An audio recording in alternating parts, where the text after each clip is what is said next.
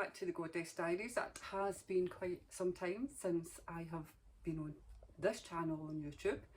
I have been absent for quite a few years just due to health and different things, but I am slowly making my way back. Sorry, I'm absolutely roasted. We're up here in the west coast of Scotland and it's very dull and overcast, but it must be at least about 20-22 degrees and there's no air moving. But anyway, you're not here for the weather.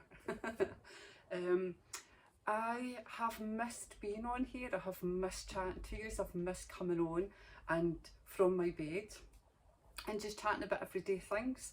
So I have been planning on making this video because it's really hard when you've been away and you want to come back and chat all the things that you love and you've not done it for a while, and it's really hard to come back on and throw yourself back in it.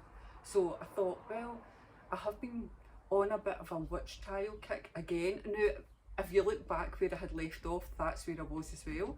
I was on that witch trial. I had went to Berwick, North Berwick, where my family are from. My family are all predominantly from the south coast of Scotland and the east coast of Scotland. My Scottish family, that is. We'll go into everything else another time, but my Scottish family. And my great granddad came over to Glasgow when it was like all the shipbuilding and things. So that was just probably late 1800s. So we still have lots of family over in the east coast. So we went over there to North Berwick where my family lived during the witch trials. They lived in North Berwick, Fife, Dundee, Aberdeen, and Elgin, Shetland and things. So I don't know if they ever lived on Orkney, but that's besides the point. Anyway, my love of witch trials and women and men being accused of being witches, because that predominantly that's what it's all about. It's not about witches that were accused of being witches. It was women, it was healers, it was your next door neighbour because you didn't like the look of them. So we all know that's what it was. Besides that, so I've never left that kick. I've always still been very, very much interested in witch trials and the injustice. I am a feminist. I have nothing against any gender, it's nothing like that, but I'm very much a feminist. We've had to fight for ourselves for a very long time. As the 1600s would tell you, and the Witchcraft Act was only taken away in the 1900s, so I can't even remember the exact date, 1950s maybe it was abolished. Don't completely quote me on that. So I wanted to share some books with you today, just as my easing back into things. I thought, let's just do a wee booktube video, showing you some of the books that are on my bedside table, some that I've started reading, because I honestly don't know about yous, but I always have at least 2 or 3, maybe even 4 books on the go, whether it's on a Kindle, audiobook or actual paper copy. And sometimes my paper copy gets bought on Kindle and audio as well. It's ridiculous, but sometimes you know what it's like if you're in the car, you're in the kitchen, you're wherever, it's easier to listen to the book. And I like to knit, so you know it's easier to knit and listen to a book.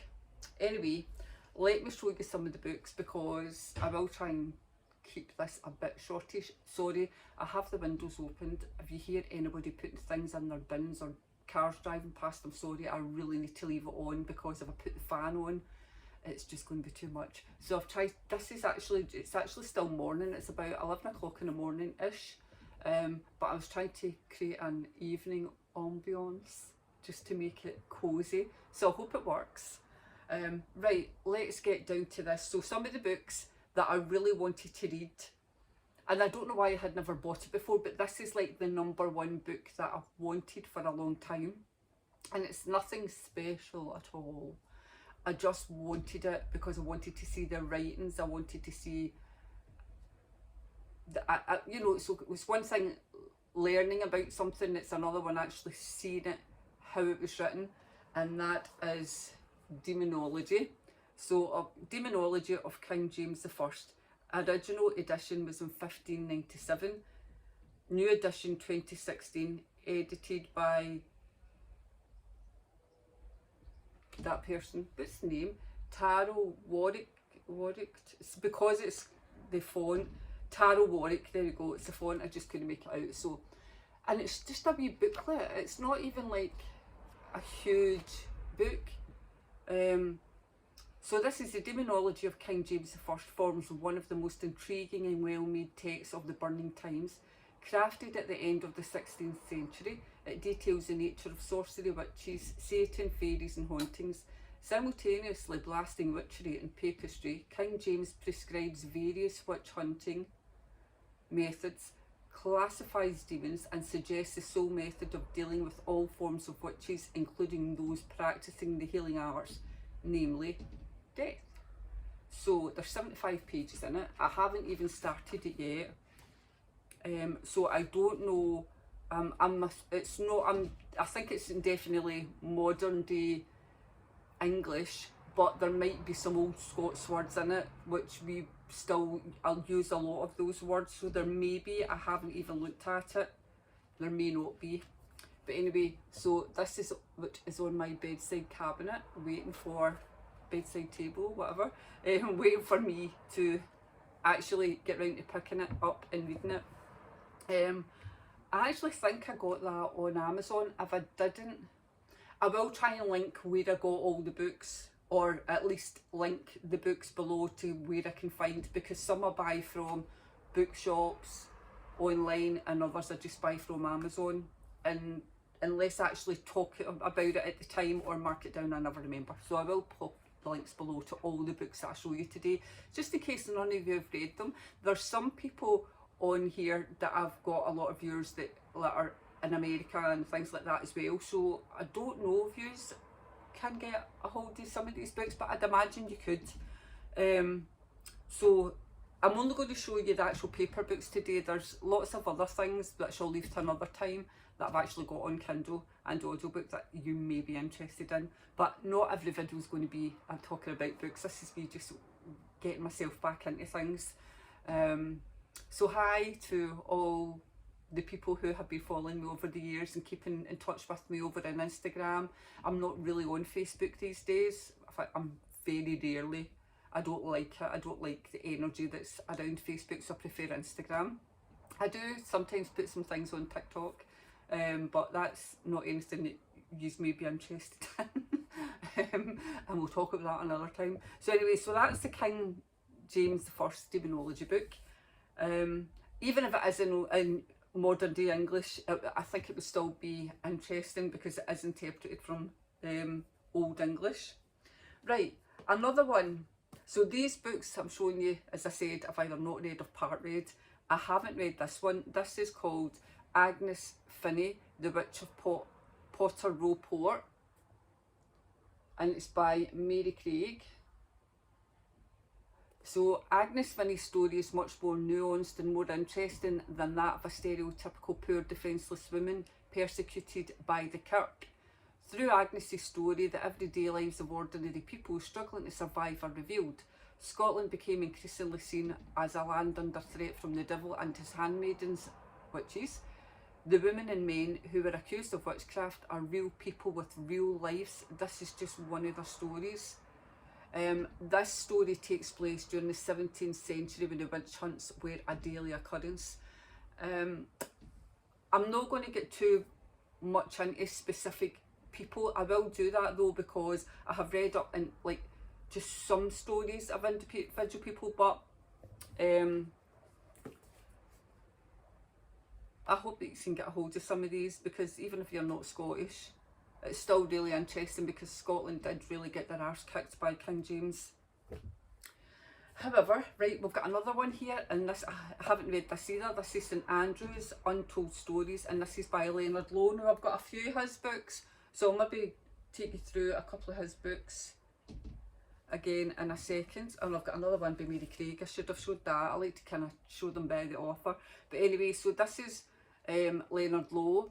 This is, I'll just give a wee quick bit at the back. St Andrews is a peaceful place today, an attractive historic university town known far and wide for its golf course, and Andrews is absolutely beautiful.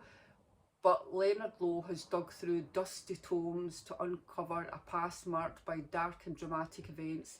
It all started with the arrival in Fife of St Andrew's bones. Read inside how David Stewart, eldest son of Robert III, was starved to death in a dungeon. Read about the burning of a Protestant martyr and the murder of a Catholic cardinal, terrifying witch hunts, the Kirk's attempts to enforce good behaviour, the ravages of plague years, the murder of an archbishop. Oh gosh, it goes on and on. I don't want to ruin it all for you. But so it's not just one person's story in this. So there we go. St Andrews Untold Stories. Right, I'm going to do another one by Mary Craig here, and this is about the borders. And the reason why I picked these specific ones is because of where my family came from, where my family lived in Scotland at the time of the witch trials. So I just wanted to read a wee bit more into specific areas. So this is kind of where these books, this is not just a random Scotland. Of course I live on the west coast, and we've got a whole load of witch trials that were here as well. That was people that were accused, lairds that was accused, especially at Luss, just because someone wanted the land, he had to go on the run. Oh, but we'll get into that another day. So this one is Borders Witch Hunt, 17th century witchcraft trials in the Scottish borders. I'll also link, there was a short documentary. My son is a video editor, he works with a gaming company, but while he was at uni he made a short documentary. The intention was to make it bigger, and he still has that in him, that he will do that. It's just right now he's just super busy. So I will link that below for you to go and have a wee watch as well, and hear my opinions there as well. So this one, Thou Shalt Not Suffer a Witch to Live. Exodus 22:18. I'm not a religious person at all, but there's no greater story than the story of the Bible. I mean, let's face it. But anyway, witches' confessions were not favoured tales of gothic horror. There was a little of any flying around in broomsticks or turning your neighbour into a toad. So this is the years between 16 and 1700 were a period of war, famine, plague, religious upheaval in Scotland. A time when ordinary women and men of the Scottish borders who fell under suspicion of the Kirk would face interrogation and torture. Now, I'll not go too much into this, but this is about the Borders Witch Trials. The reason why I keep mentioning Kirk, so anyone that's not familiar with, anyone who's not familiar with Scottish witch trials and the corrupt Church of Scotland, Kirks and ministers, and this is the reason why we all demanded apologies from the Church of Scotland. Maybe people would think, why the church, why not just the government? Because we got pardoned, everyone who was accused got pardoned as well by the Scottish government. But these ministers were so corrupt, you know, especially when it came to, like, see if there was a widow who was well off, I'll just use this as a for instance, a widow who was well off, the Kirk needed money, so see, even if you were accused of witchcraft, you had to pay money to the ministers, right? And they could, even while you're going through the accusation, they can take your house, your land, they can take everything off you, so that, see, if you get found innocent, you've lost everything. They were so corrupt, and this is why a lot of the ministers would just target people, because they just wanted money. They needed money for their kirk, they needed money for themselves, whatever their individual thoughts were. They were so corrupt, and this is why Scotland just went crazy during those times. One of the reasons why they went crazy, before anybody jumps in and maybe corrects me on that, just one of the reasons, but you know. Right, so I've got this other one. This is another one by Leonard Lowe. He does have a YouTube channel, but there's not been anything on it for a long time, but there is a couple of videos that are really good, kind of almost documentary style, if you want to go on and watch that. It's very Scottish, it's a kind of very Scottish video, so it's not a big fancy Nancy video, but it is really good for you to want to get down to the bare bones and facts of some of the things that happened in Fife. So, the Lowdown of Witches, True Stories of Scottish Witch Trials. This is by Leonard Lowe. I'm going to look out the other one I've got by him there. So this one is Stories of Witchcraft in Scotland, go back to the real Macbeth of the 10th century. The 1600s in particular saw a frenzy of witch hunting, backed by a cruel law and exhorted by fanatical preachers. Neighbour turned against neighbour, decimating whole families and villages. Many innocents perished, facing prosecution, torture and execution. These are just some more stories of witch trials. There were so many. I think so many people accused, so many individual people who were just normal people like you and me, who were just trying to survive in a time that was just crazy in Scotland anyway. You know, you had all these wars going on, you had all these individual fights going on, you had clearances, you had everything going on, so it was just as if Scotland was just getting battered constantly with everything. But these individual people had lives. These were husbands, these were wives, sisters, mothers, daughters, who had everyday life just trying to survive. And Scotland back then was almost everywhere was rural, even towns were small towns. It's just heartbreaking, it really is. So another place where my family, they lived in North Berwick and also lived in Fife and surrounding areas. North Berwick and surrounding areas. Graham's family predominantly lived, because they lived there at the same time, their families. Were Haddington was for Graham's, mine was Athol Stanford, or however you want to pronounce it, and then kind of North Berwick, so it all comes kind of under North Berwick, but these were the places where our families lived. Now, I have never found any of my family who was ever caught up in witch trials. I'm not saying there was, I'm not saying there wasn't, I just haven't found any evidence of it. I found one, maybe in Graham's side of the family, who was accused but was found innocent and released. But I don't know much of that story.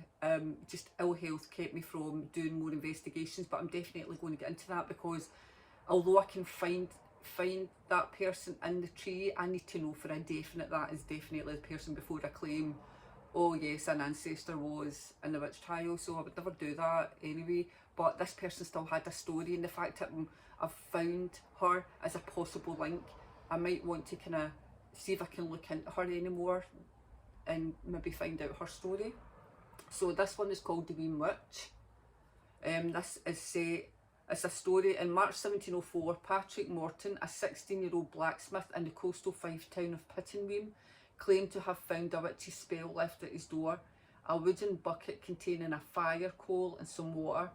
At once he fell ill, or so he said. He could barely stand, had no appetite and became emaciated. In May he started to have fits. Morton accused several local women of tormenting him by witchcraft, setting off a witch hunt reminiscent of the Middle Ages, dragging innocent women and men into a snare of repression and death. So the Weem Witch tells the story of Pittenweem, where my family lived. Pittenweem witches using contemporary documents to bring a horrifying episode in Scotland's past under the spotlight. So do you think family members actually lived and had to watch these things? Because, you know, people were made to come out and watch executions or just watch them getting paraded around, because they like to do that as well. As a you know, to teach them that this is what happens to you if you delve into witchcraft, or basically, if I want your money or I want your land or I just don't like you, this is what's going to happen to you, is what basically it boils down to. Right, another book we've got here is just called Scottish Witches, the story of the persecution of witches in Scotland. Now, a lot of these are going to be crossover stories, but different authors, so they'll get different perspectives. The same way, like, I'll tell it the way that I want to tell it, other people will tell it their way too. And this one is Robert Burns's famous poem, addressed to the Devil, describes the hag-like appearance and demonic presence that for most people epitomises the image of the witch. But just what is a witch, and who are the figures that Scotland has accused of witchcraft? Scottish witches aim to explain. All over Europe in the 16th and 17th centuries, a wave of paranoia and hysteria take hold, and this author goes on to explain the story of the women and men who were persecuted in Scotland. So I'll look forward to doing that as well. Now I've got another one. My friend gave me this book to borrow, and I've not even got past the prologue, so I really need to get into it. And this is called The Scottish Witchfinder by Jacqueline Smith. This is the story of much maligned historical figure Janet Douglas, made famous by the bewitching of Sir George Maxwell in 1676, is retold in her own words, with inclusion of her full involvement, using her second sight in several witch hunts in the years following that case, and offers a reimagining of her unknown beginnings and unfolding of her later life after banishment from Scotland. Now set in Jamaica at the commencement of Scotland's involvement of the Atlantic slave trade, Janet's journal is complemented by the story of her possible Jamaican descendant in the character of Mercy Douglas, who, after the sudden death of her cousin Hope, travels to Scotland where she encounters more unexplained deaths and finds more duppies and witches of her own. So that'll be good. I will definitely start reading these so that I can come in and maybe just explain a wee bit more about the books and about the people that are in them. Right, so I've got one last book left. This is a wee short video. Yes, I managed to keep it in a certain time. I usually go off in tangents. I'm trying not to. I'm trying just to get right in there, get straight into the books that I'm sharing, because I have a habit of chatting away about anything and everything that's completely irrelevant to what I actually want to come on and talk about, like this. Tangents are my best friend. And then I usually start going on to other things, but today I'm not. Right, so the last but not least, there's lots of us who have been researching and talking about and bringing to light and bringing forth the information of the individual people for a long time, myself included. And there's some people who are new to, that are not even witches, but new to the story of the witches of Scotland and the witch trials and everything else. And these two women, Claire Mitchell and Zoe Venditozzi, one is a teacher, if I'm right, and the other one's a lawyer. And they made this book, How to Kill a Witch. Now these two ladies are just fabulous, because they were in a situation and in a position where they were like, let's just do something. You know, I know people who know people, and they just knew where to go. They know how to get in there.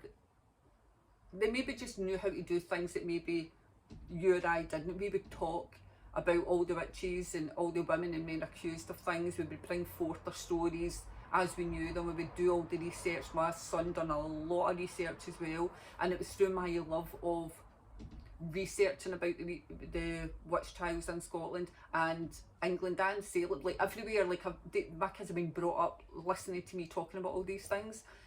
That's why he decided to make his documentary. So in 2019, I can't remember who the lawyer is. Oh God, this is really bad, isn't it? Anyway, I'm not going to look at the book. Just get the book. If you've not got it, get it. If you've got it and you've not started reading it, do it. It's really good. They decided to get together after meeting at a wedding, chatting away about their love of true crime, and decided to create a podcast. And then through doing that podcast, they decided to write a book. But they also created the Witches of Scotland tartan, which I haven't got up here with me. Sorry, I should have came and showed you, but just go and have a wee look on Google. It is just beautiful. They've done a crowdfunding Kickstarter to get the money to get the tartan, and it's just fabulous. And I've got my bit that I'll forever have and be able to pass down through generations to come, and I love that. And the book, the way they've written it is so good.